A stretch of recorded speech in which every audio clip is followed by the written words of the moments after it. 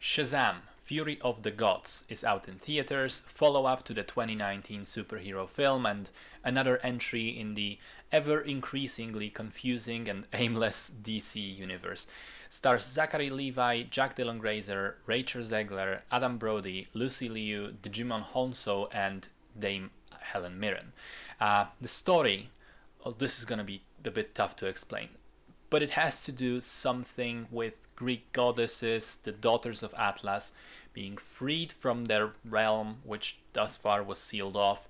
They come to Earth to get the magical stuff, apparently from the first movie, and take back powers of Shazam. And then, what exactly? I'm not sure. At various points in the film, it seems that they want to either bring back their own world to greatness, or ruin Earth and take revenge, or maybe rule it.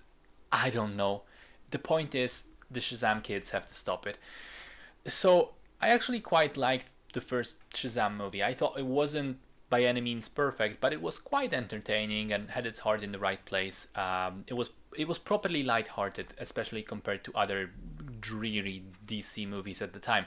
This one seems like a major step down that forgets what made the original good in the first place and focuses on completely the wrong things. I'll start with the good stuff because there's less of it. I still like the dynamic between the kids, particularly Freddy and anyone else is great, but Freddy and Shazam, like in the first part, although there's much less of it now. I thought that some of the jokes were genuinely funny and made me laugh. Megan Good is extremely cute as the superhero grown-up version of Darla, and I guess Digimon Honsu is somewhat enjoyable as the wizard. That's pretty much it. Now, here's the list of problems. The plot is an absolute mess. It's a complete load of nonsense. It doesn't have rhyme nor reason, and especially the villains and their motivations are just all over the place. Which is bad because the film largely abandons the dynamic between grown-up Shazam and young Freddy, which was the most endearing thing about the first one, and focuses on the big heroics. Freddy himself remains the most interesting and well acted character in the film, but that potential is largely squandered, again by focusing on other stuff, but also because of the ending. Not to spoil the specifics, but the film ends up with someone making a pretty significant sacrifice, and then it's this, you have this sad emotional scene with all the other characters showing up and dealing with this, and one of them says, well, if only someone with the powers of a god could come in and fix this, I guess that's no longer possible. And we hear a voice off screen saying, I'm here, it's possible, and a character from another movie in this franchise arrives. They magically fix everything and then proceed to leave the film again. No, no, no, no, no. Please, this is a literal definition of a Deus Ex Machina. You cannot do that. It ruins the entire film and feels so completely out of place. Just... Also, while we're on the plot, it seems so strange to me that this is now the second DC movie to feature a creepy and inappropriate and unnecessary romantic subplot.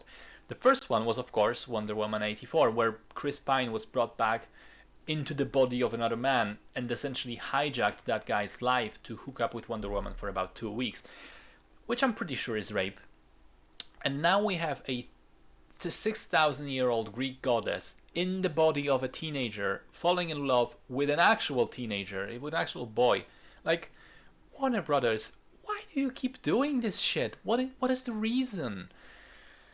Going back to the other problems, the kid actors largely outgrew the roles and most of them are now young adults, which makes it kind of difficult to maintain the dynamic of kids turning into different adult superheroes, to the point that the eldest of them, the girl, actually doesn't even have separate actresses for the two forms. It's the same actress in both in both versions of the character. The only one it still really works for is Darla, which I already mentioned, and she's great. She's terrific. The action is very poorly made. The CGI is not great. There are bits which are stolen from the first Doctor Strange film, with rearranging the city, space, etc. Also, there's a huge problem with being invested in the action, which is the characters seem to be made of rubber. They constantly throw each other through walls, across buildings, they fall from the sky, they smash each other into the ground, and there's no telling if it's actually hurting anybody. I mean, put it like this: when I watched Creed 3 recently, I felt the weight of each punch because I knew these characters were humans. Fit athletes, yes, but humans. I know it hurts them when they're bleeding from the mouth. I know it hurts them when someone punches them straight across the ribs. I have a frame of reference, okay? In Shazam, I don't. I don't know if Shazam getting thrown through 5 walls hurts him or he's just gonna stand up like nothing happened. Same for the villains. And because I don't know, I don't care.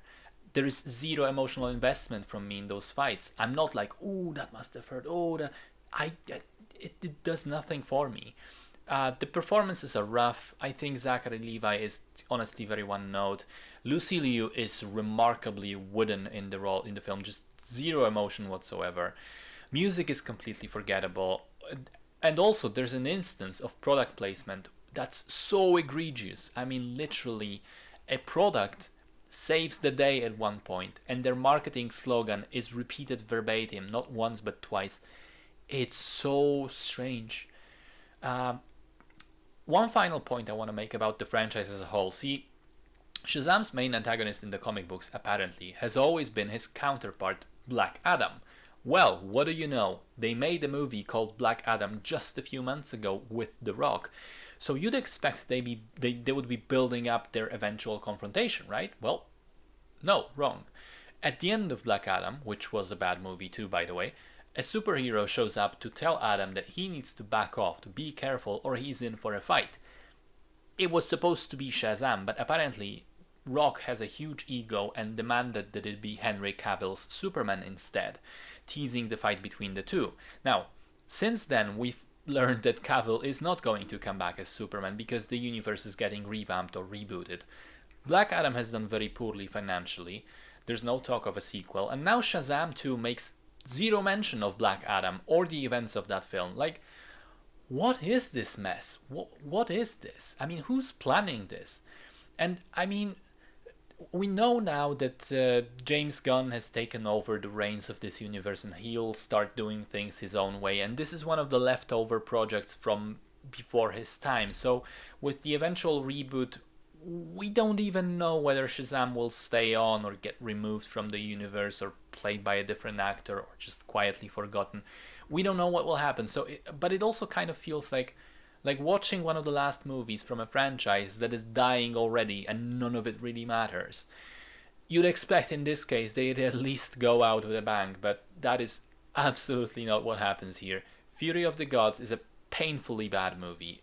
It lacks flair, originality, and heart. It feels corporate, boring, poorly made, and very, very, very messy. Huge letdown, for sure.